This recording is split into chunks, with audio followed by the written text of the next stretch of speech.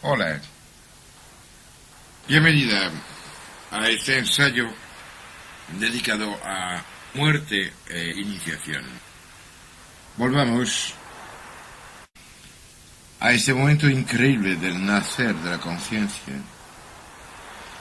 en el cual todos, sin ninguna excepción, si hacemos el esfuerzo de intentar llegar hacia donde están nuestras raíces, encontraremos estas pesadillas universales en las cuales revivimos los terrores que acompañaron el nacer de nuestra conciencia. En este sitio insoportable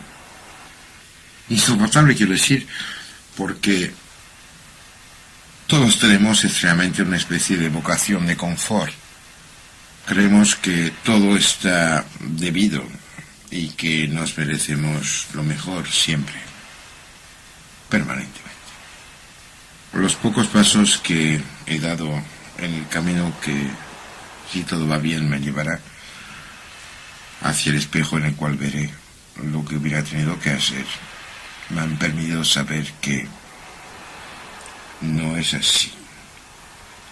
En este sitio terrible, por diferente, he descubierto, y no tan fácilmente como puedan creer, las raíces de los ritos terribles que acompañaron los procesos iniciáticos primitivos, de los cuales, y esto es fácil de comprobar, los restos edulcorados perduran todavía en todas partes, alrededor del mundo.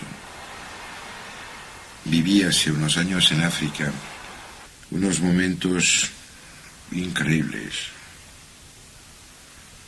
Fue testimonio y un poco más, ya que un brujo muy concreto, que creía que yo era alguien superior, Dios sabe qué error hacía, me pidió de asistirlo porque tenía que cumplir con unos ritos venidos desde la lejanía del tiempo y que permitían a unos adolescentes pasar a ser hombres. Viví ahí unos momentos que para mí fueron muy difíciles porque pertenezco, como todos ustedes, a una civilización, aunque no respeto tanto, en la cual frente al dolor hemos inventado la anestesia. Y ahí me encontré de repente confrontado a un momento en el cual precisamente era el contrario absoluto. Esos chavales que acaban de pasar 3 semanas enteras dentro de una especie de mega choza construida con hojas gigantes de pandano, y por lo tanto una oscuridad casi completa, porque sabe, debajo de los árboles ecuatoriales hay muy poca luz. La luz pertenece a los sitios de encima de los árboles, pertenece a la canopea. Y al salir de allí se les había puesto sobre la cabeza unas máscaras que no eran decoración, sino que cubrían radicalmente la totalidad de su cabeza e incluso los ojos, quiero decir, los agujeros, los trocitos abiertos en la maza de madera que llevaban, y muy pesada encima, no estaban a la altura de los ojos, sino 2 centímetros más alto, en medio de la frente. Dijo el brujo, el amigo este, a quien le pregunte entonces, que ojos cualquier animal los tiene, pero conciencia ningún animal, y que este rito estaba destinado a hacer pasar a los guerreros del estado de cuerpo y animales al estado de mentes, de conciencia, y por lo tanto ya no hacía falta de que el mundo se presente a través de los agujeros del órgano de la prótesis visual. No me lo cuento evidentemente con esas palabras, pero sí me contó esto, y encima de eso me hizo vivir una experiencia muy extraña, muy parecida a la que se puede, con ciertas limitaciones, vivir a una hora en la parte baja de la cordillera de los Andes, en Ecuador, llegando al Shuar de los Jíbaros, yendo por Cuenca, Paute y yéndose al sureste. Y ahí pueden encontrar a un personaje prodigioso, José. Bueno, su nombre real no es José, pero él se hace llamar José porque le indignaron una etiqueta. Este hombre es un curandero, sabio, sacerdote, iniciado, y 2, 3 veces a veces en la semana se toma ayahuasca. Ayahuasca es el nombre de una liana ecuatorial, el cual nombre latino taxonómico real es Panisteria caapi. Cuando hay gente que se está muriendo, que sufre, o que tiene dolores o molestias, problemas o imposibilidad de relacionarse con el mundo que les rodea, que al final es siempre la misma historia.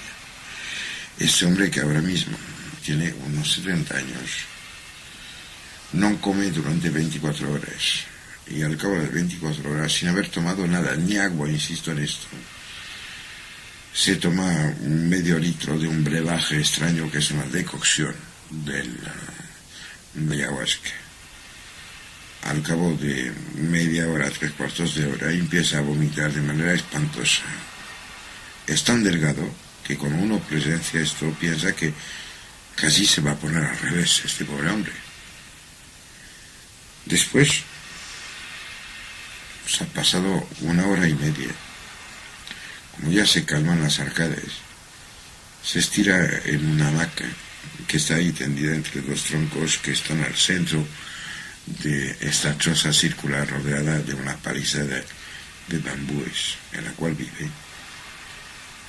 Empieza a balanzarse y dice cosas.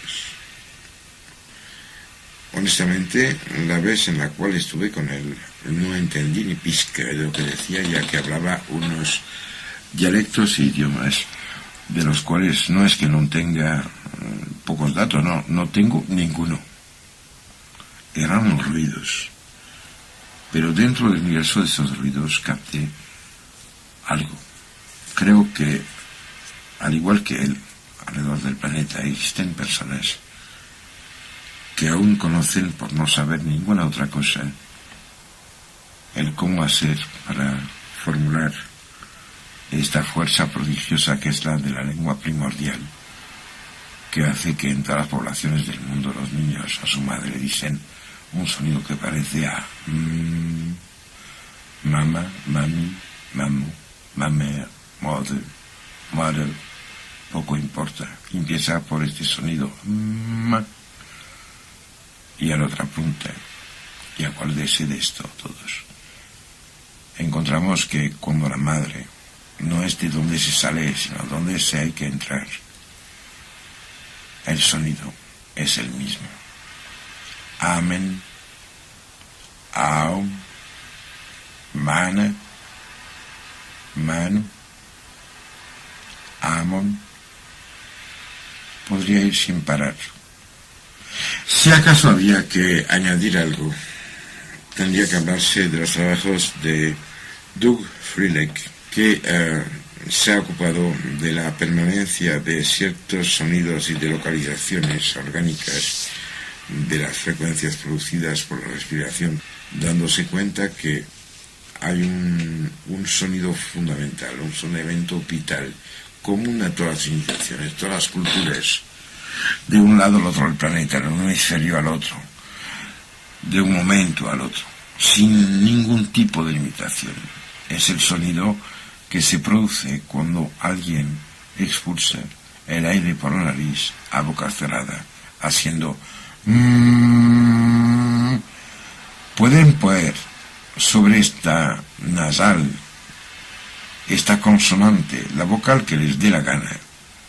A, O, E, I, U. Poco importa. Hágalo con seriedad, con honestidad, observando las cosas que se despiertan dentro de su ser más íntimo. Hágalo 5 segundos al día.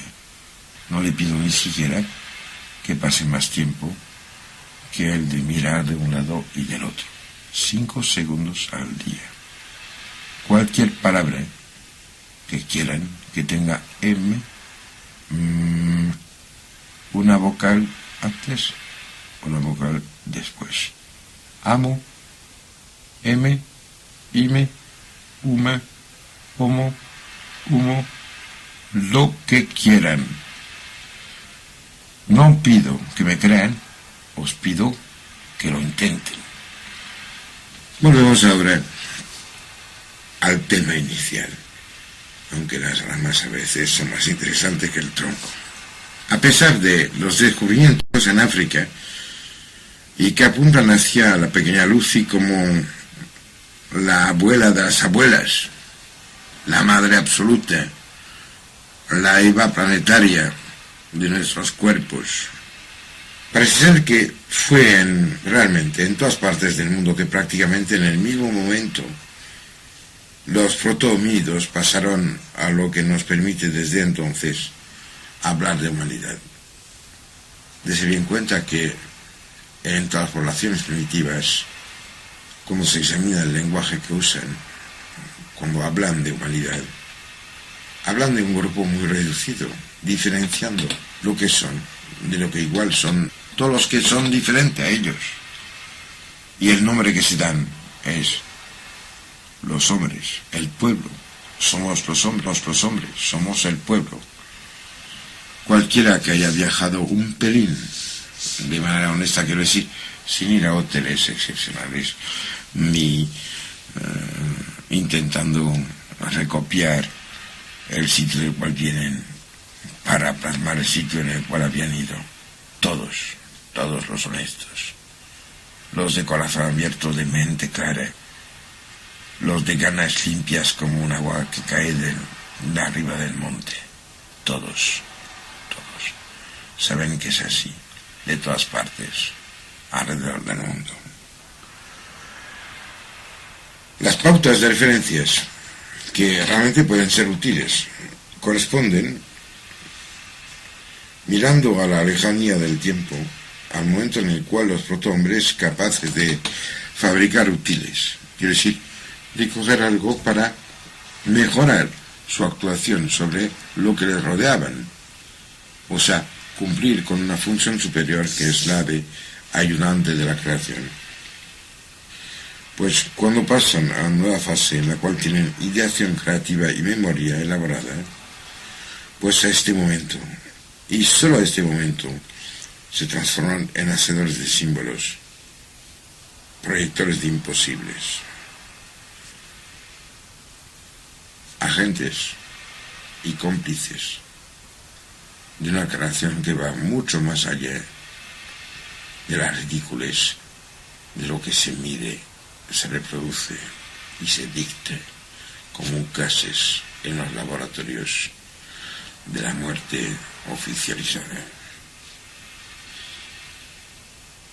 ¿Cómo hay que hacer para organizar lo que alguien puede haber vivido teniendo una experiencia trascendental?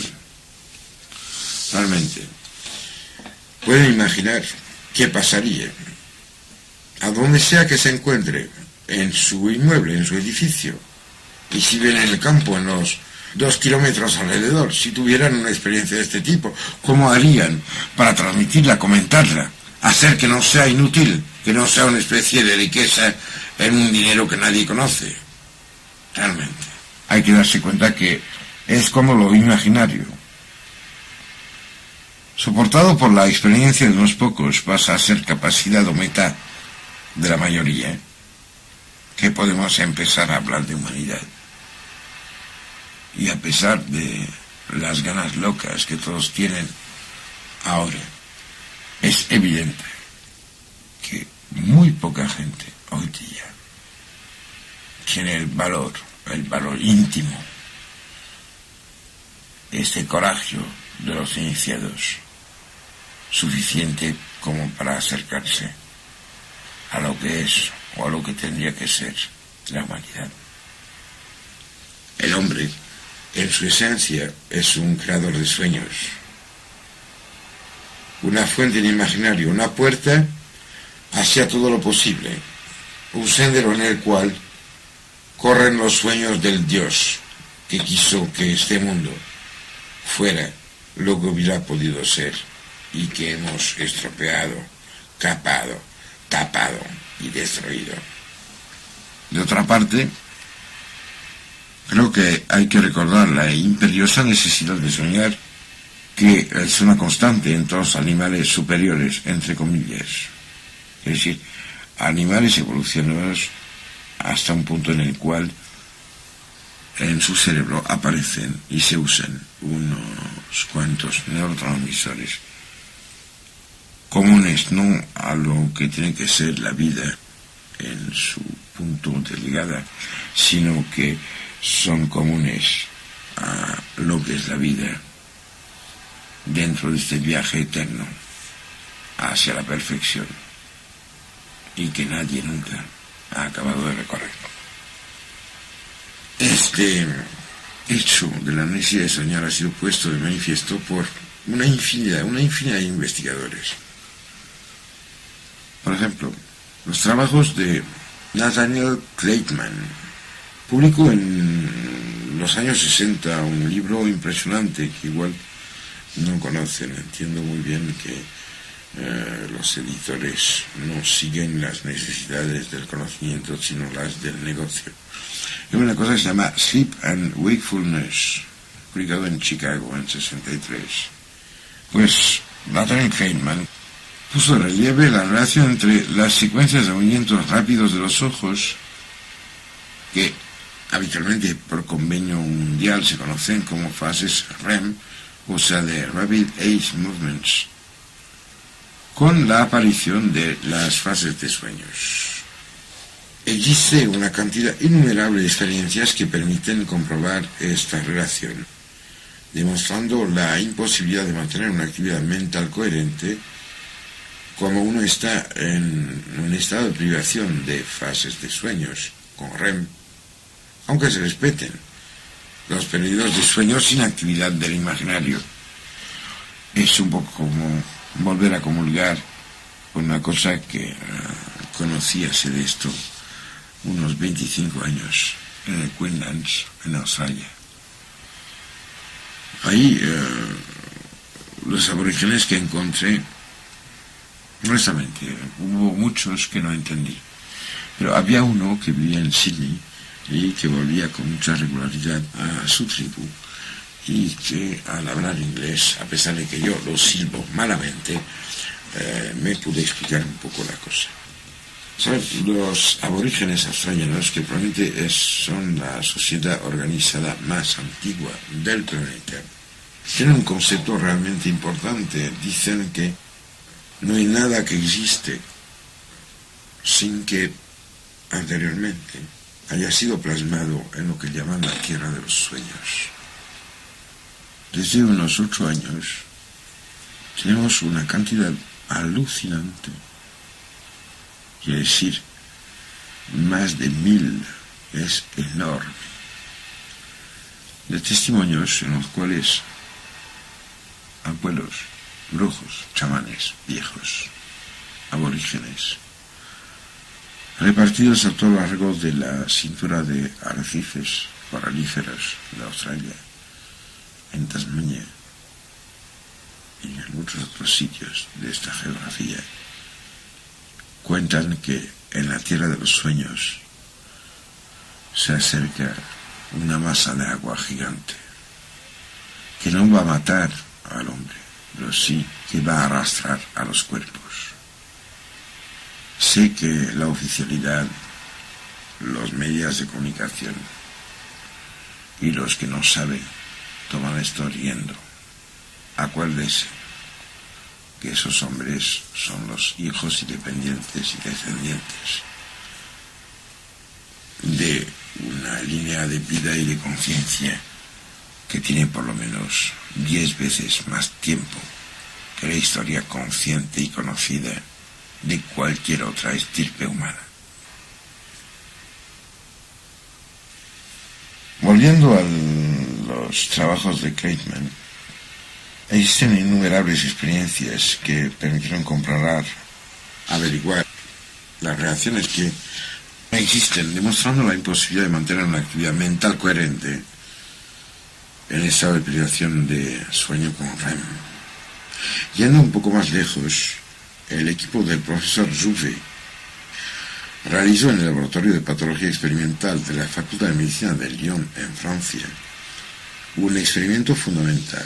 Llegó a localizar sobre unos gatos un punto muy preciso, cuya destrucción provocaba la desaparición total de los sueños. Quiero decir, que mejor dicho, provocaba la desaparición de unas secuencias que en los gatos dormidos provocaba habitualmente estimulaciones similares a las que existen cuando cazan o corren.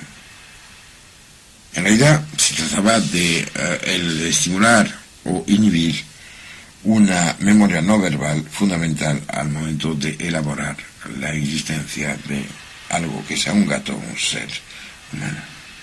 El profesor Jouvet, para realizar su experimento, se ocupó de un punto muy concreto, o sea, algo anatómicamente bien determinado. Este punto se encuentra muy cerca del centro del encéfalo. Se trata concretamente del núcleo preticularis pontis caudalis. Una vez localizada esta formación anatómica, el doctor Jouvet procedió a su electrocoagulación, o sea, que poniendo un arco eléctrico provocó la coagulación, o sea, un colapso local de tipo eléctrico. Inicialmente los gatos no presentaron alteración comportamental alguna, pero al cabo de 2-3 días, según los animales, con bastantes variaciones según los casos, empezaron a manifestarse unas actividades extrañas. Intentaban coger cosas inexistentes, se peleaban con la nada, hacían movimientos incomprensibles. O sea, en resumen, toda la patología de los estados alucinatorios conocidos hasta ahora. Dese bien cuenta, ninguno de esos animales privados de imaginario pudo sobrevivir más de unas semanas. Un querido amigo que ha muerto hace poco tiempo ahora, Aimé Michel, un cojo genial que llevaba un gigante espiritual dentro de un cuerpo muy castigado, dijo hace unos años una frase prodigiosa. Dijo: el sueño crece a lo largo de la evolución al mismo tiempo que la psique. Y parece ser que más rápidamente que cualquier otro carácter. Es un poco como si el porvenir y el futuro de la evolución debiera, después del hombre, dar un papel preponderante al sueño. Igual no les afecta esta frase, pero a mí en mí provocó unos revuelos enormes que me hicieron recordar a lo que en los tiempos de mi adolescencia fueron frases claves. Pienso en lo que dijo Malraux, que fue un personaje que después de haber leído La Voix Royale y otros libros, mirando quién y cómo era, me impresionaba. Malraux dijo que el siglo XXI sería espiritual, o no sería.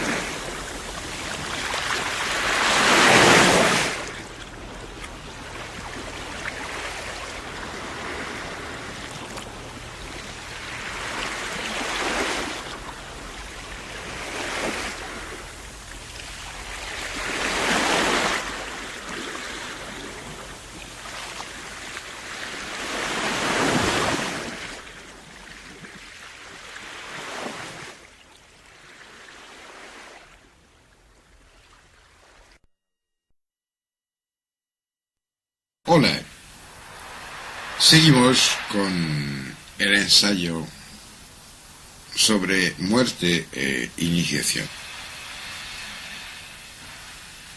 La humanidad hunde sus raíces en el sueño de una realidad aún por venir. Y ahí lo imaginable se confunde con lo que potencialmente existirá alguna vez.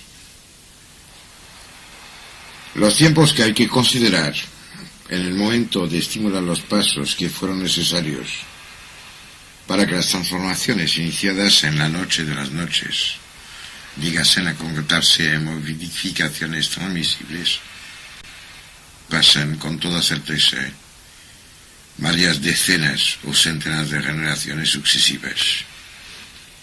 Pero el encadenamiento de comportamientos residuales parece haberse estructurado sobre modelos similares en todos los grupos.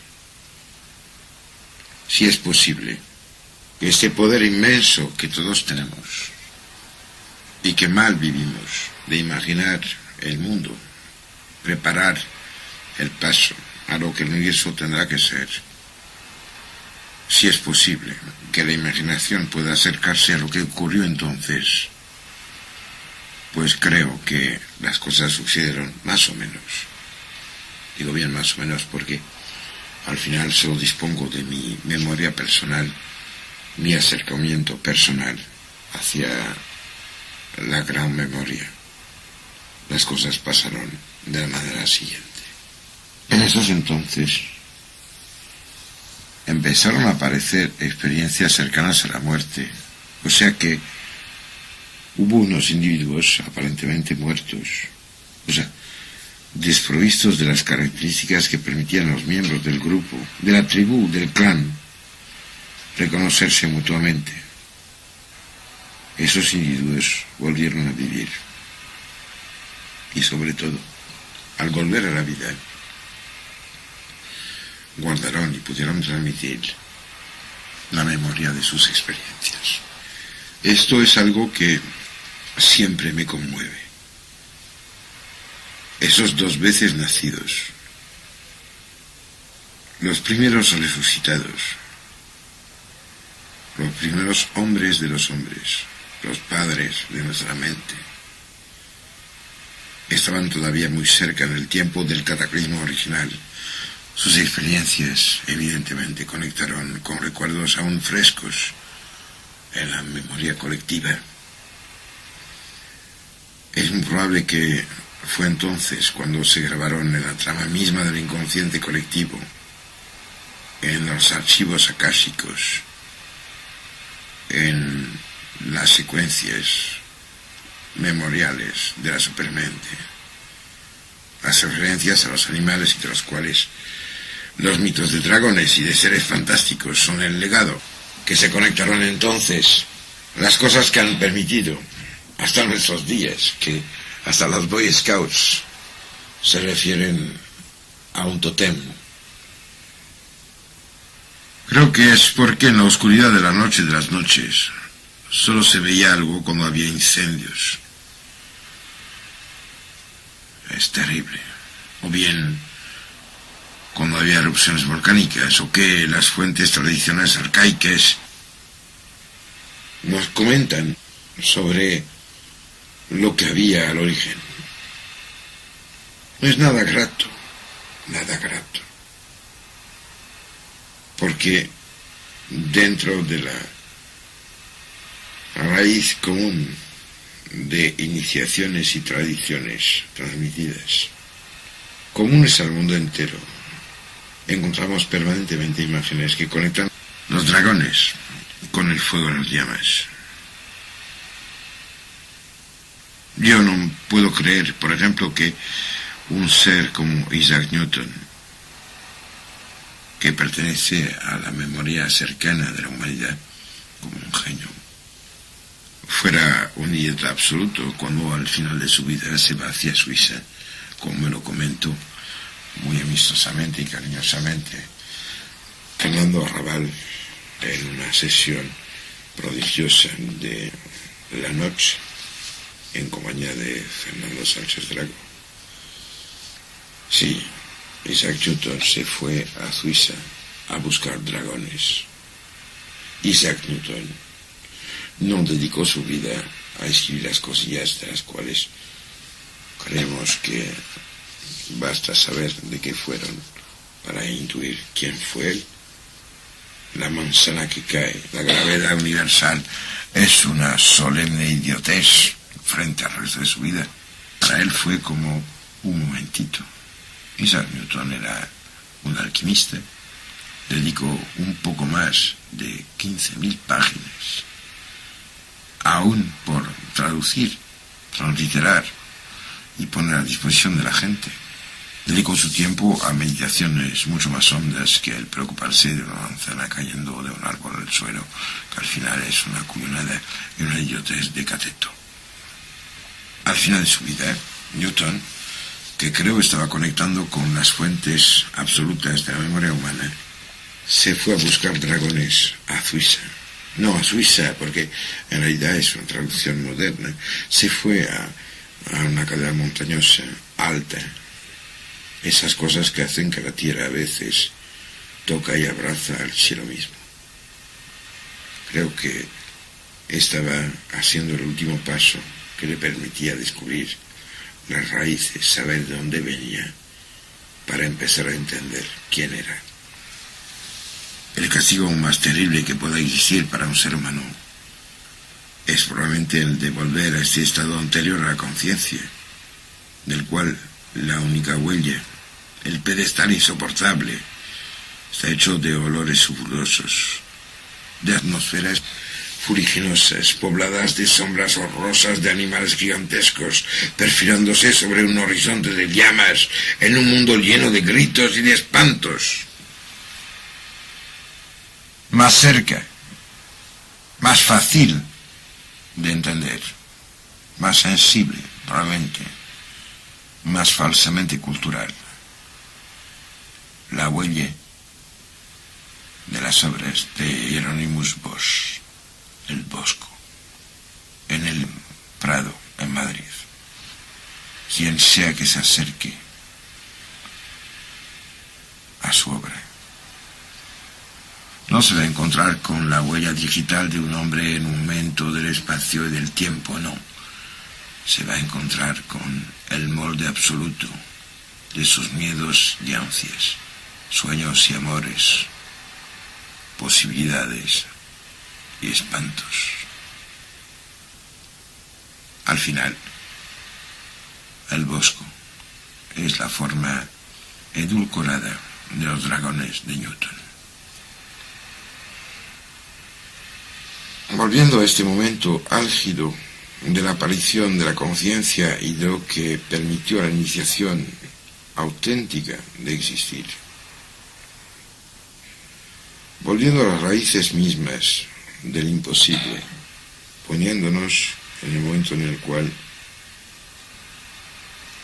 quien sea que se acerque a un futuro inimaginable tiene que olvidar quién es, cómo es, en ese momento, este sitio, con los accidentes de su vida.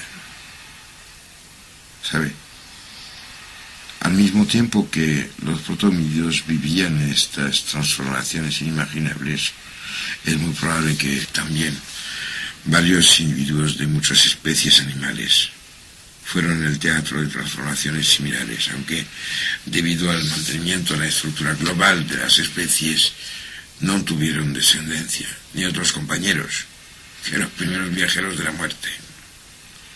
Estoy hablando de los padres fundadores, los que iniciaron con las técnicas iniciáticas, los que sabían de qué iban las transformaciones inducidas por esas experiencias. Es ahí donde se encuentran muy probablemente las raíces de las relaciones de ciertos grupos con símbolos totémicos, dando lugar a unos cultos hacia los animales elegidos, con los cuales los chamanes primitivos tenían y tienen, insisto en esto, contactos privilegiados. Sin dar agua ni fuerza a ningún tipo de publicación. Creo que todos hemos vivido una que otra vez esta experiencia extraña de ver una señora y un perro y darse cuenta que entre el uno y la otra, o entre una y el otro, alguna similaridad existía. No es ninguna cosa pasiva o cruel. No. Quiero decir que esto es lo que permite saber que nadie, nunca está solo. Todos escogemos una diana, un centro, un ónfalos, un ombligo cósmico, que es el punto en el cual nos conectamos con la Madre Absoluta, que todos, esto sí, desconocemos. Pienso que a través de todas esas cosas menudas, a veces ridículas, se apunta y se va hacia un sitio frágil, luminoso e insoportable. ¿Sabe? En el momento en el cual se derrumba el mundo anterior, el mundo del animal que fuimos, creo que también en este momento apocalíptico, pues en este momento habría que buscarse la fuente de todas las mitologías, y que el punto común a todas ellas es finalmente referirse a los orígenes, a las edades primordiales. O sea que las mitologías se refieren a momentos en los cuales aparecen transformaciones tan radicales que los hombres enchufados con Dios, quiero decir, los que sabían, los que estaban metidos en el aro, los que hacían parte de la estirpe dominante, tuvieron unas experiencias muy extrañas, y dentro de los que decían que sí, hubo claramente unos pocos que evidentemente lo vieron de verdad. Imagínese que entonces, en esas microrealidades planetarias, esos hombres fueron tan diferentes, tan extraños, tan insoportables, que realmente creo que entre la admiración y el miedo se empezó a abrir una puerta que aún está abierta hacia la noche total. Desde ahí sopla un viento oscuro, barriendo la mente, haciendo llorar el alma, estropeando las posibilidades de intuir la maravilla que teníamos que ser. En el origen de las mitologías se da evidentemente el encuentro entre gente que había tenido experiencias y otros que no lo habían vivido. Antes de seguir, pienso que es importante decir unas pocas cosas, o sea que quiero dejar bien claro que en este campo discrepo notablemente de las posturas académicas al respecto, ya que esas, quiero decir, las posturas académicas que justifican los que enseñan lo que no son, hacen siempre una asimilación entre componentes incompatibles, o sea, que al final organizan, siguiendo un único plan estructural, los datos que tienen que ver con lo que podría llamarse secretos locales y los que tienen que ver con las experiencias muy reales de los viajeros de la muerte, que en realidad son los que permiten a todo relleno del cuerpo mitológico existir, dándole su respaldo moral.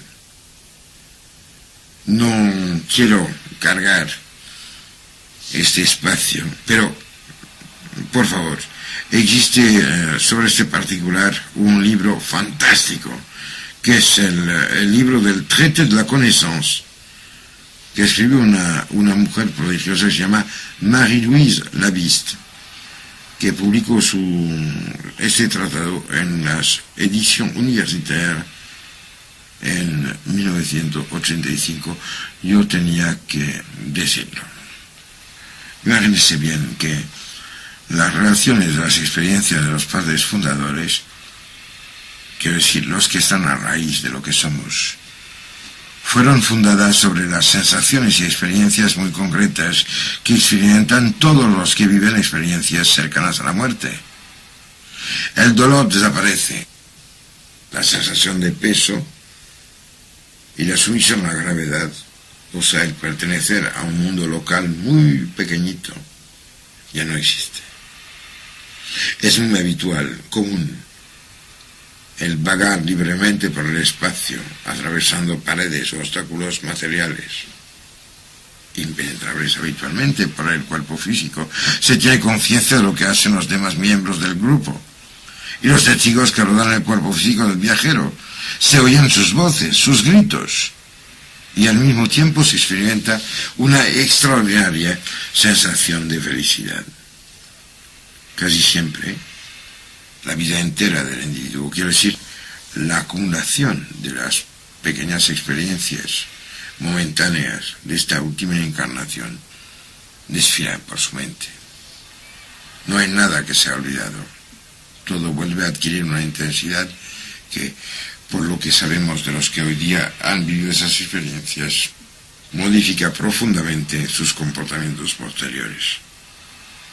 Por lo visto se tiene la experiencia del viajar por un túnel, al final del cual una luz sobrecogedora, una luz dorada, atrae el espíritu, o lo que sea que consideremos que somos si no somos cuerpo, como si fuera una mariposa. Habría que acordarse ahora de lo que el Dante en la Divina Comedia explica, dibuja y describe. Muchas veces, al cruzar el umbral de esta luz inmaterial, el viajero interior se encuentra con personas que le esperan, seres con correcciones de conciencia, presencias. ¿Quiénes son? Pues casi siempre son fallecidos de su familia o de su clan, amigos. En las ocasiones incluso hay animales presentes en la escena, pero con comportamientos que nada tienen que ver con los habituales en sus equivalentes terrestres. Y a veces, y creo que por lo que he visto y que he examinado últimamente, parece ser que cada vez más frecuentes unas presencias radiantes de luz y de amor, y de las cuales no se llega a ver la cara, como si el amor en sí no tuviera nunca documento de identidad. Pienso que en estas experiencias es a donde hay que buscar y encontrar el origen de todos los personajes míticos, los fundadores de religiones, los transmisores de conocimientos tradicionales, los grandes iniciados, los que realmente nunca han dicho que eran grandes, pero que sí en su vida lo manifestaron. Trátese de Cuchulainn,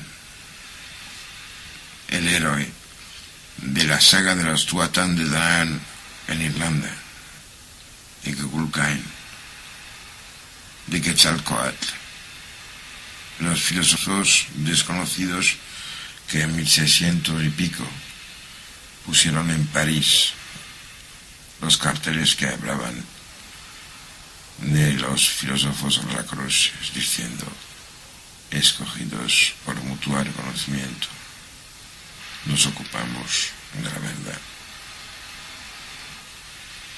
O bien que se trate de esos adeptos que la historia y los testimonios nos describen, que sea Siliani, que en 1830 publica el Hermés desvelado, que sea Fulcanelli, del cual ya hablaremos en otro tomo de esta colección, o que sean gente tan discreta, porque olvidada hoy día, como el Jacob Böhme o Louis Cathieu, con el cual pienso de manera muy triste que si se publicaba sus libros con páginas pegadas, muy pocas estarían abiertas al cabo de 5 años.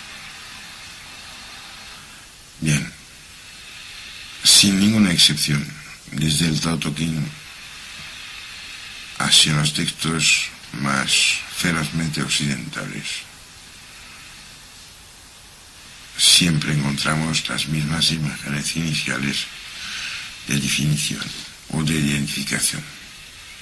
En los casos que conocemos, y que evidentemente son solo los testimonios de los que han vivido esas experiencias cercanas a la muerte y que están de acuerdo de hablar de ello, algo que realmente limita prodigiosamente la cantidad de datos.